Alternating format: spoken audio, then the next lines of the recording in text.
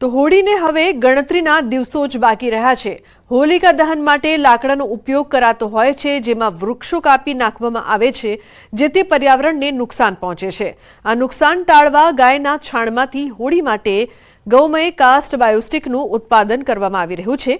કેટલાક સમયથી પીપોદરા ખાતે આવેલી ગૌ ક્રાંતિ સેવા ટ્રસ્ટ દ્વારા ગૌમય કાસ્તનમાંથી બાયોસ્ટિક બનાવી પર્યાવરણને બચાવવાના સંદેશ સાથે વૈદિક રીતે હોલિકા દહન કરવામાં આવે છે।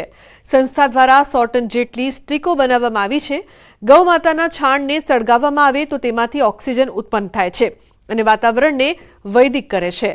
આ સંસ્થા છેલ્લા 7 વર્ષથી કાર્યરત છે। હજુ આપણા આ દેશમાં અને આપણે આ ધરતી પર આવી વાત અને વિચાર થઈ રહ્યા છે કે આ ગાયોના ગોબરમાંથી એનો નિકાલ કરવાને બદલે એ સ્ટીક ઉપયોગ કરીને આ વાતાવરણને શુદ્ધ કરવાનો જે એ લોકો વિચાર કરી રહ્યા છે।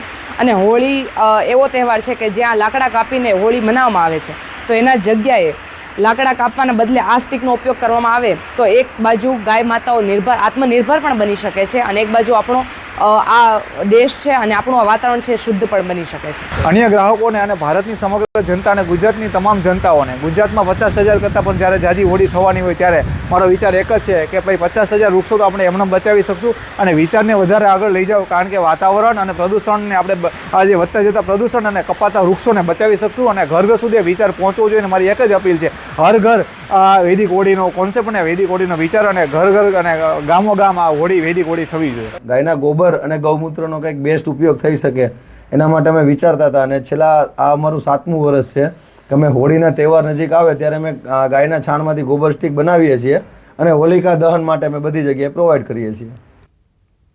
સમાચારનો પ્રવાહ યથાવત રહેશે। હાલનું કૈશ્વિક બ્રેક માટે આપ જોતા રહો।